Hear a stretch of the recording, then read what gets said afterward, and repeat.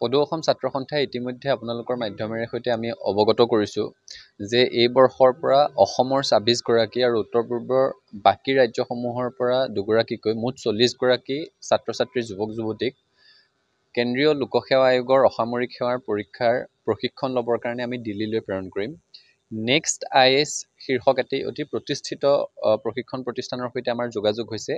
তেখেতসকলৰ তত্ত্বাৱধানত এই ছাত্ৰ ছাত্ৰীসকলৰ প্ৰশিক্ষণৰ ব্যৱস্থা কৰা হ'ব আৰু সেই যিসকল প্ৰশিক্ষাৰ্থী প্ৰশিক্ষণৰ বাবে দিল্লীলৈ প্ৰেৰণ কৰা হ'ব তেওঁলোকক বাছিবলৈ আজি এটা বাছনি পৰীক্ষাৰ আয়োজন কৰা হৈছে।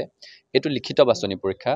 আজি ৰয়েল গ্লোবেল বিশ্ববিদ্যালয় প্ৰাংগণত এই লিখিত বাছনি পৰীক্ষা পুৱা 11 বজাৰ পৰা অনুষ্ঠিত হৈছে আৰু ইয়াৰ পৰা 52 গৰাকীক মৌখিক পৰীক্ষালৈ আমি বাছনি কৰিম আৰু সেই 52 গৰাকীৰ মাজৰ পৰা মৌখিক পৰীক্ষাৰ পিছত মুঠ 26 গৰাকীক বাছনি কৰা হ'ব আৰু উত্তৰ পূৰ্বাঞ্চলৰ বাকী ৰাজ্যসমূহৰ পৰা দুগৰাকী উত্তৰ পূৰ্বাঞ্চল ছাত্ৰ সংগঠনৰ জৰিয়তে তেওঁলোকক বাছনি কৰা হ'ব।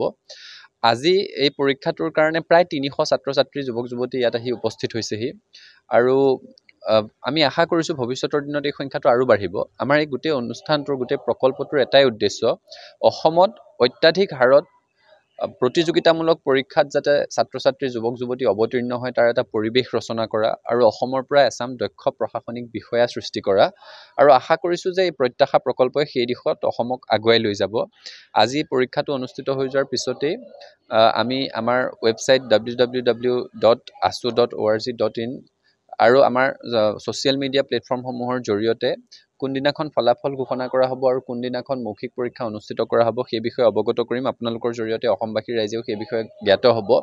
আশা কৰিছোঁ যে বছা যিসকল যুৱক যুৱতী ছাত্ৰ ছাত্ৰী আমি ইয়াৰ পৰা লাভ কৰিম তেওঁলোকে অনাগত দিনত প্ৰশাসনিক ক্ষেত্ৰখনত অসমক আগুৱাই লৈ যোৱাত বিশেষ অৰিহণা যোগাব।